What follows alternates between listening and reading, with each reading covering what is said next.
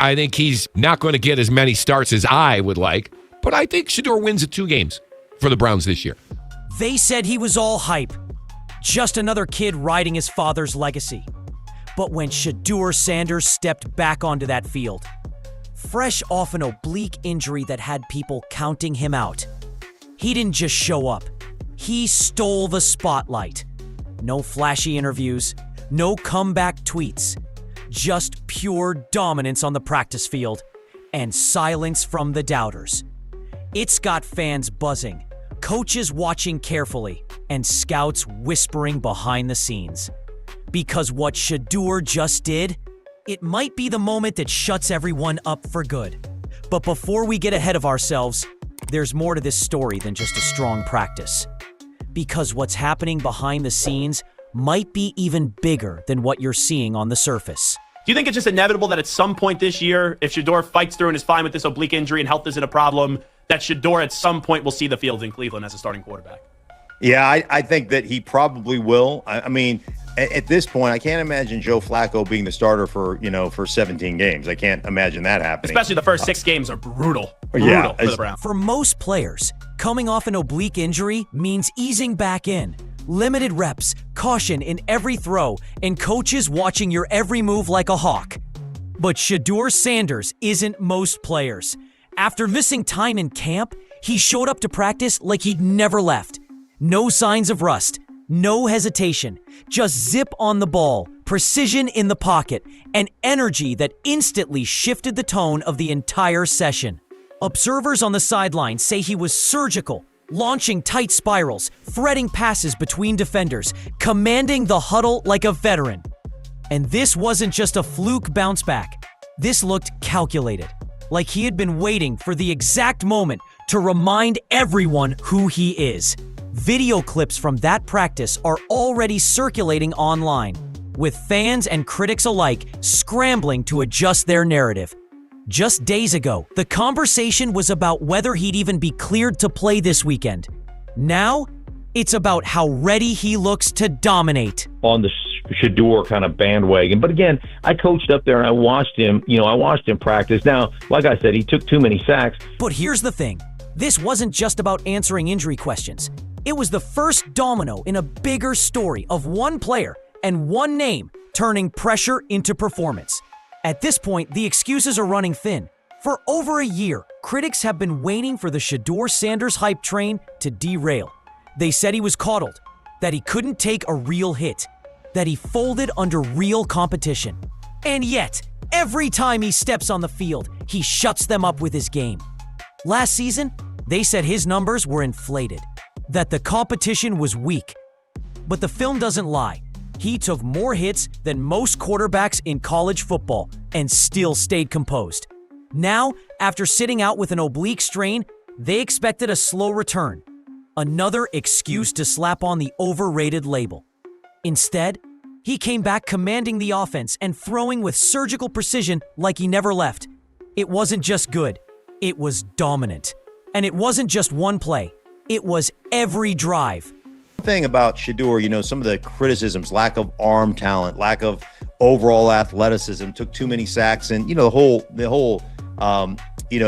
narrative on Shedeur. Man, that dude is accurate, and that dude, now he did pull the ball sometimes to try to create big plays. That was part of what they did. The worst part for the doubters? There's no easy narrative anymore.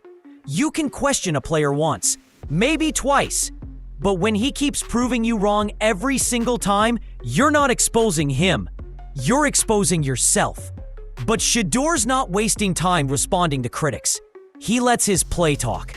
And right now, it's saying a lot louder than any comment section ever could. It's not just his arm.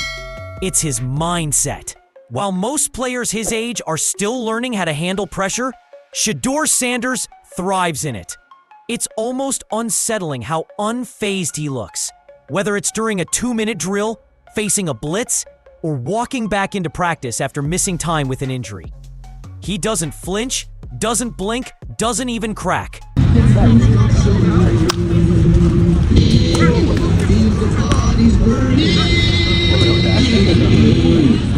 coaches talk about him like he's got a veteran's brain in a college quarterback's body.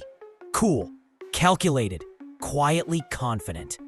People inside the Colorado program have said he's the steadiest guy in the building, no matter what's going on. Injury reports, media buzz, or locker room tension. Even when opposing fans try to rattle him, or when his mistakes get plastered online, he moves different.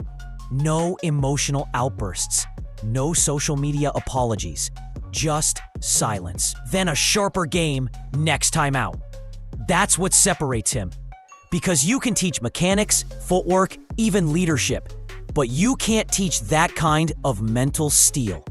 And in today's world of loud athletes and louder narratives, Shedeur's calm silence might just be the most dangerous weapon of all.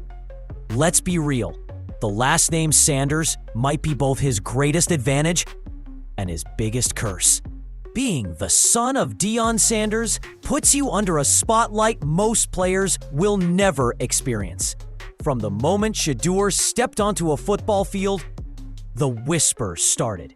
He's only getting attention because of his dad, they said. He wouldn't be getting these chances if his last name were different.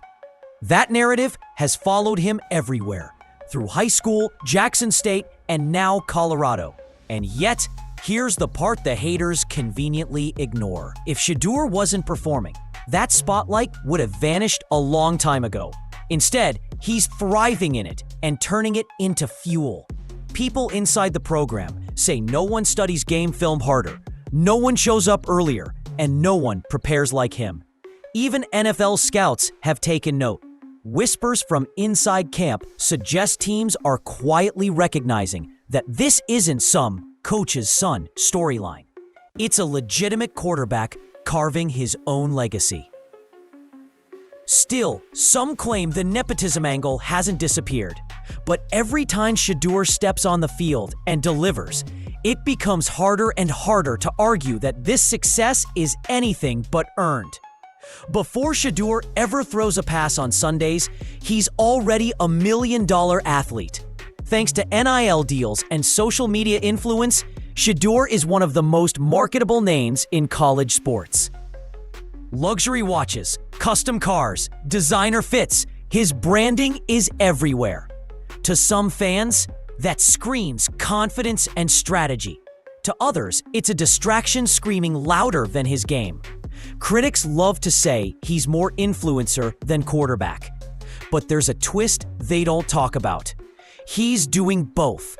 While most players are struggling to stand out either on the field or on TikTok, Shedeur is executing at a high level in both worlds without missing a beat. That balance of playing elite football while building a public image is rare, even at the pro level. Some insiders say it's a blueprint, others call it dangerous. NFL scouts reportedly love the business mind, but quietly worry. Is the spotlight blinding, or is he just built different? Because juggling pressure like this would shake most players. But for Shedeur, the cameras don't seem to add weight. If anything, he plays better when the lights get brighter. And the bigger his brand gets, the smaller his critics start to sound. For all the hype surrounding Shedeur's return, one thing still lingers in the background: that oblique injury. On paper, he looks fine. He's moving well in practice, throwing with velocity and showing zero hesitation. But that's the thing about oblique strains. They can be deceptive. One wrong twist, one awkward fall, and everything changes. Coaches are watching closely. Behind the scenes, reports say they're not just evaluating his arm. You can rehab a muscle, but you can't fake recovery. Some insiders say he's at 90%, maybe even full go. But others are still cautious, pointing out that oblique injuries are known to sneak back up at the worst possible time. Kevin Stefanski has stayed vague in interviews, hinting that they'll monitor him day by day before Saturday's game. No confirmation, no denial. Just uncertainty. And in the world of football, that kind of silence usually speaks volumes. So yes, he looked like himself in camp. Yes, he torched defenses with effortless precision. But until fans see him on that field for a full contact game, the questions won't go away. Because sometimes it's not about how ready you look. It's about how ready that injury really is when the pressure hits. The question isn't if Shedeur Sanders will go to the NFL. It's when. And more importantly, on whose terms. Some scouts are already sold. They point to his poise, deep ball accuracy, timing, and decision-making under pressure.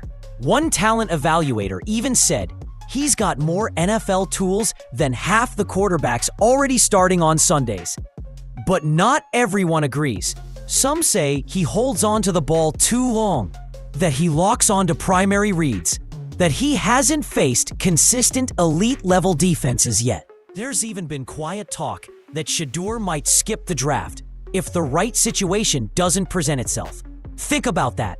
A player with the leverage, not just talent, to choose his NFL landing spot? That's almost unheard of.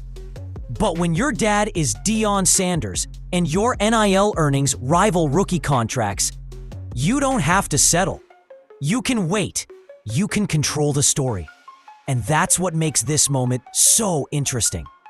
Is Shedeur Sanders already good enough to start in the NFL right now? Some say yes. Others say not yet. But the way he carries himself, it's clear he already believes the answer.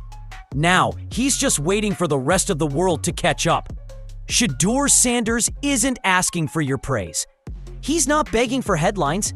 He's not chasing clout. Every time his name trends, it's because he earned it, not because he talked his way into it. What most people aren't saying, or maybe just don't want to admit, is that Shedeur is doing something that goes beyond college football. He's building a brand, yes, but more than that, he's building a blueprint for how to rise with pressure, for how to perform through criticism, for how to lead when eyes are on you and expectations are stacked sky high. They picked apart his confidence, said he was just cashing in on his dad's legacy, accused him of being distracted, soft, overhyped. But somehow, through it all, he shows up and shows out. Every single time. He might still be wearing a college jersey, but make no mistake, he's playing the game like a vet. And the way things are moving, that leap to the next level may not just be a matter of if or when. It might be a question of how ready the world is to handle it.